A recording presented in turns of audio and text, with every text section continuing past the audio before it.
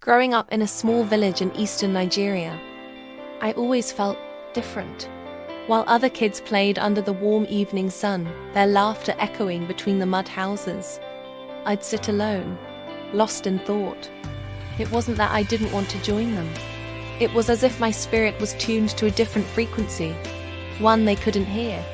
This feeling of being an outsider, even in my own home, was a quiet hum that followed me everywhere.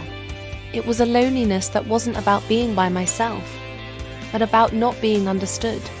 I carried questions bigger than my small world, and even then, I knew my path would be my own. That feeling of difference came to a head when I was in my early 20s. I stood in the center of our family compound, the air thick with tension. The elders were seated, their faces like stone masks. My parents stood with them, their expressions a mix of anger and disappointment. I had finally voiced who I was, who I loved, and the words had shattered the world they expected for me. Tears streamed down my face, but I held myself together, refusing to break. Their silence was worse than any shouting. It was a wall I couldn't climb, a verdict delivered without a trial. In their eyes, I was no longer their daughter, but a stranger, a source of shame. My heart broke, not just for me, but for the love I was losing. The next morning, before the sun had fully risen, I walked away. With a small bag containing all I owned, I left the only home I'd ever known. The dusty road stretched out before me, a symbol of both exile and a terrifying new freedom. Each step was heavy, tearing me away from my roots, my family, my past. Tears still wet my face, but underneath the grief, a flicker of determination had ignited. I didn't know where I was going, or what I would do, but I knew I couldn't go back. I had to choose between their acceptance and my own soul. So I walked on, into the dawn, choosing myself.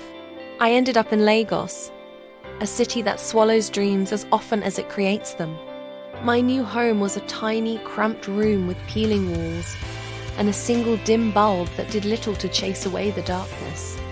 Many nights I'd just sit on the thin mattress, my head in my hands, crying until there were no tears left. The vibrant, chaotic energy of the city felt a million miles away from the quiet despair of my small room. I was utterly alone, adrift in a sea of millions.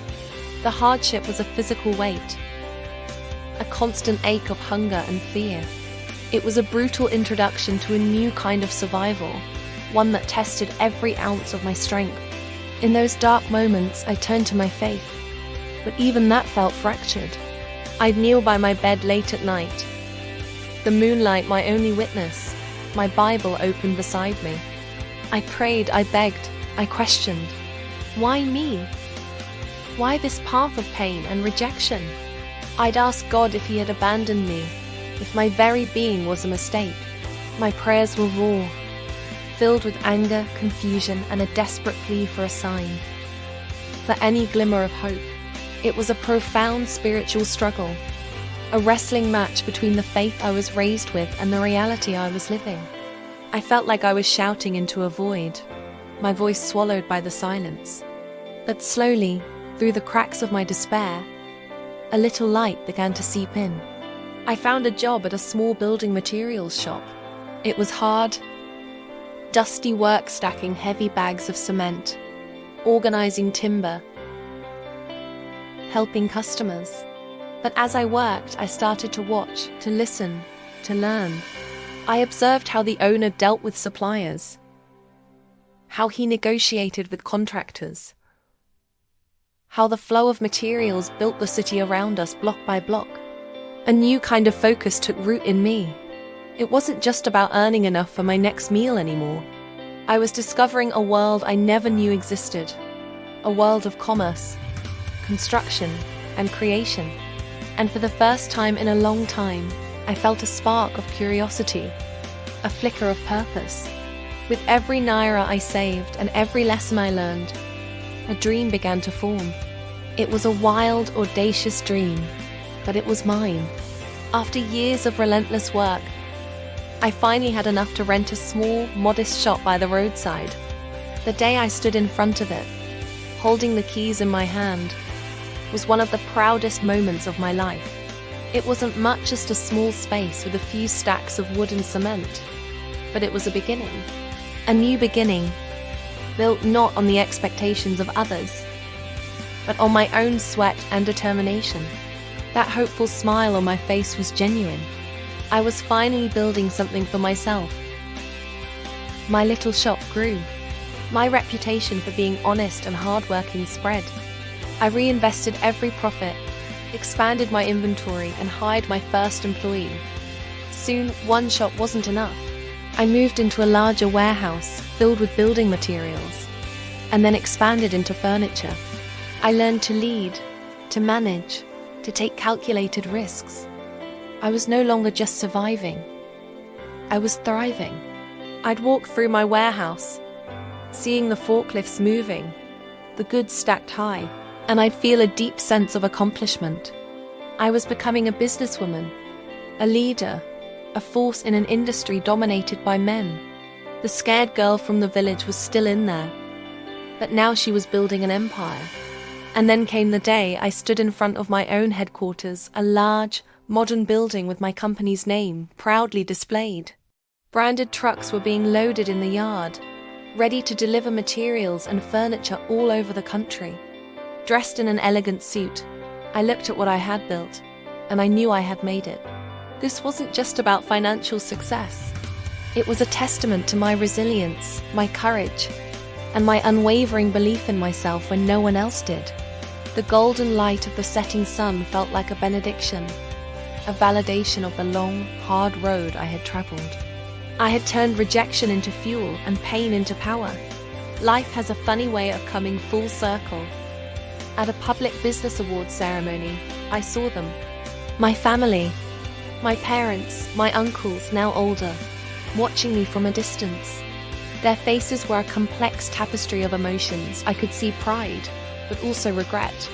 I felt a pang in my heart, but it wasn't the sharp pain of rejection anymore.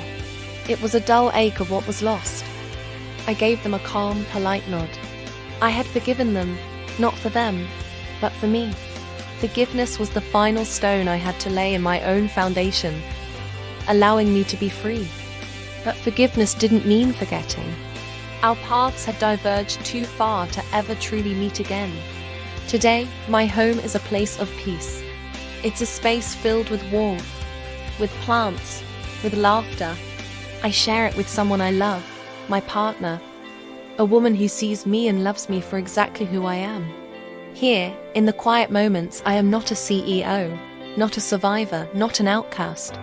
I am just Amara, happy and at home. This is the life I built, the love I chose, the peace I earned. It's a quiet, gentle joy, more precious than any business deal, more valuable than any award. It's the ultimate success, the freedom to live and love authentically. Sometimes I stand on my balcony at sunset, overlooking the sprawling Lagos skyline. The city that once seemed so cruel and overwhelming now feels like a part of me. I watch the lights flicker on, one by one, like a million tiny stars, and a calm smile settles on my face. The journey was harder than I could have ever imagined, but it led me here, to a place of fulfillment, of peace, of knowing my own worth. I didn't just build a company, I built a life, and I did it my way. Thank you for listening to my story. If you're on a difficult path, please know that you have the strength to build your own future too. Follow for more stories of resilience and hope.